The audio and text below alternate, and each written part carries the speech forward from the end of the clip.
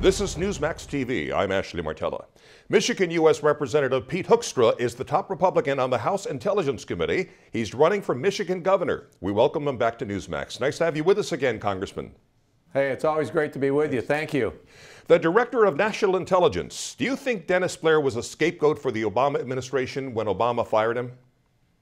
Well, he was something like a scapegoat. I think Obama was looking for a reason to get rid of Admiral Blair, the Director of National Intelligence. Director Blair was just on a different page when it came to national security than John Brennan, the President's National Security Advisor on terrorism, than Eric Holder or Janet Napolitano.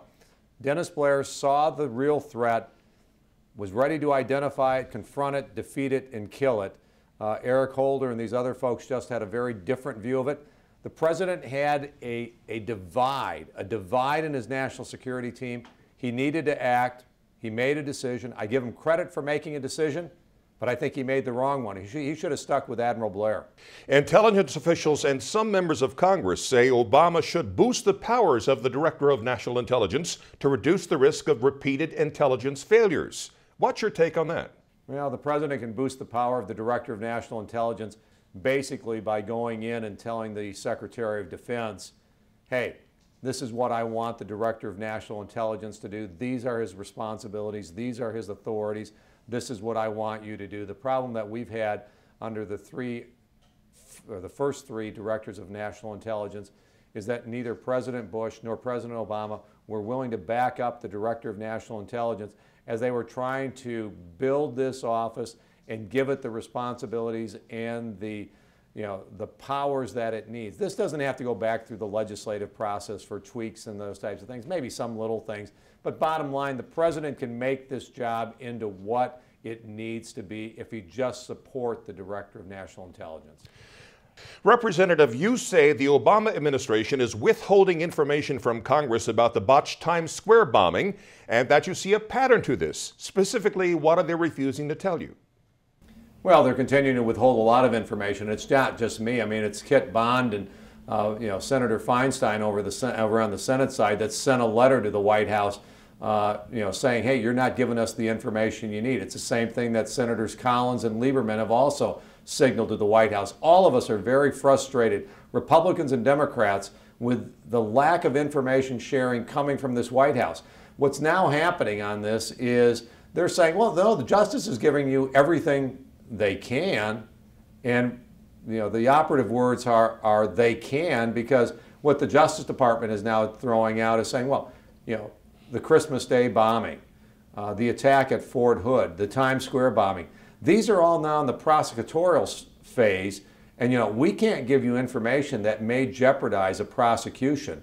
So we're learning very, very little about their connections to international organizations, their connections perhaps to al-Awlaki in Yemen, how these things were funded, where the money came from, the types of things that you would like to know to get a better understanding of each one of these attacks so that we can better enhance our intelligence capabilities to identify these threats earlier and stop them. I'm in the prevention business. I want these things prevented. I want these folks identified before they ever get to the United States or before they can ever operationalize what they want to do. Eric Holder and others are in the prosecutorial phase. That's too late. In your opinion, is the administration stonewalling on this information, and if so, why? Well, I mean, I think they're clearly, from my perspective, withholding information on al-Awlaki. There have been recent reports out over the, al-Awlaki's relationship, the arrest warrant being pulled and these types of things. I've just reviewed those documents. Really, what is al-Awlaki's role? What was his relationship with the federal government? I don't know, but clearly they're withholding information. I went to Yemen on January 1. I was there New Year's Day. I made the commitment to go to Yemen on New Year's Day, and in an unprecedented, use of presidential authority, executive branch authority, the White House and I think the Department of Defense contacted the embassy before I got there and said, don't talk to Hoekstra about al-Awlaki. Don't give him certain kinds of information. If he wants that information, we'll give it to him in Washington, D.C. I'd never, in my 9 years on the Intelligence Committee, I'd never run into anything like that before. So I don't know why they did it. They still haven't shared that information that I was looking for in January. That's a mistake. Congress shouldn't have to pull information out of the administration. It's the administration's job to keep us fully and currently informed on intelligence matters. That's not a, do it if you feel like it. That is a requirement of the law. This administration is not meeting those requirements. You warned that one of these days there will be a successful attack and it will be on the heads of the administration. Please explain that. Well, it'll be on the heads of this administration because they do not want to make the changes, or they don't want to involve Congress in discussing the types of changes that might be necessary to keep America safe. If they can't give me the information as to what happened at Fort Hood, if what happened on Christmas Day, what happened at Times Square, how can I work with them to give them better tools to keep America safe? That's a discussion that we need to be having. These homegrown terrorism threats are expanding. They're going to be more frequent. We are going to have to modify and revise our intelligence gathering and our law enforcement procedures if we expect to keep America safe. All right, let's switch subjects. Talk about that deadly attack on a South Korean warship by North Korea, the boat that was torpedoed. Now, this is an act of war. Representative, do you see the possibility of war breaking out there between the Koreas? Well, I sure hope not. I mean, that leads to all kinds of bad consequences throughout that part of the world. We've got enough struggles in the world right now without an all-out conflict on the northern or on the Korean peninsula. I don't think China would want that to happen. I don't think Russia would want that to happen. I'm not sure, however, though, that Russia and China have the influence over North Korea that if they wanted to do something like that, that Russia and China could actually stop them. I do think that we need to take a step, and we need to put North Korea back on the list of state sponsors of terrorism. I thought President Bush made a mistake when he took them off of that list at the end of 2008. President Obama should take the step, put them back on that list. In some ways, it's a symbolic list, but sinking a warship is not a symbolic step. That was a real step by North Korea. There should be consequences to it. All right. Iran continues to thumb its nose at international demands to stop its nuclear weapons program. Where do you see this headed, possibly, Congressman? A war with Israel, maybe? Again, I hope not. I mean, that upsets and creates a very troubling environment throughout the Middle East.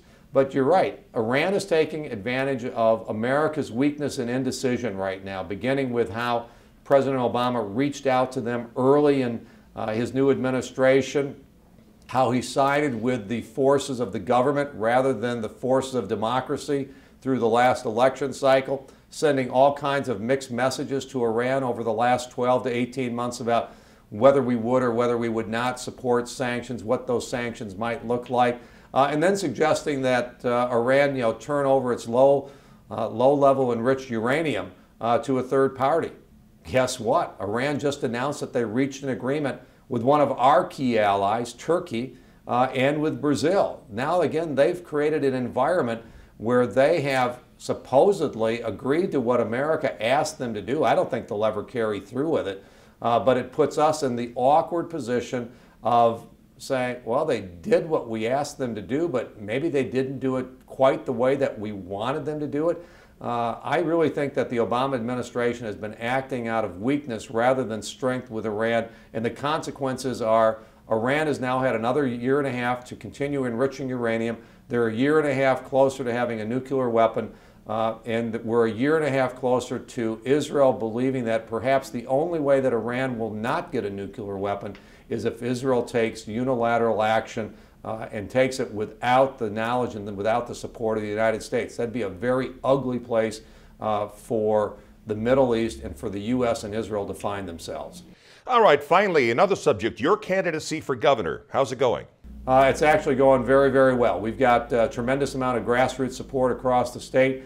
I think we've got the largest network of volunteers and donors across the state. We're leading in the polls. But most importantly, we're talking about a vision that says, get bureaucracy out of the way, streamline government, reduce taxes, give the people of Michigan some freedom back, some economic freedom back, and we will be amazed by what the people of Michigan can do. The people of Michigan, we are a strong people.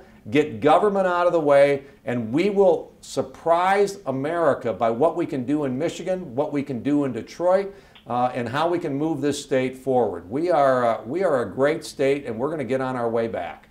Michigan is a very blue state, but do you see enough voter dissatisfaction there to begin electing Republicans as in New Jersey, Virginia, and Massachusetts? Yeah, we're not that blue, and we've had the highest unemployment now in the country for more than 4 years. People in Michigan are looking for another vision. They're looking for another direction. And like I said, I think they're really looking for some economic freedom. They don't want to rely on Washington. They don't want to rely on Lansing. They don't want to rely on the next governor. They're willing to take the future into their own hands, the opportunity to go out and create jobs, to invest, to take a risk, and to take advantage of the tremendous resources that we have in this state. We will come back, and we will do it under Republican leadership. Michigan U.S. Representative and candidate for governor, Pete Hoekstra. As always, thank you so much. Hey, great. Thank you. And thank you for watching Newsmax TV.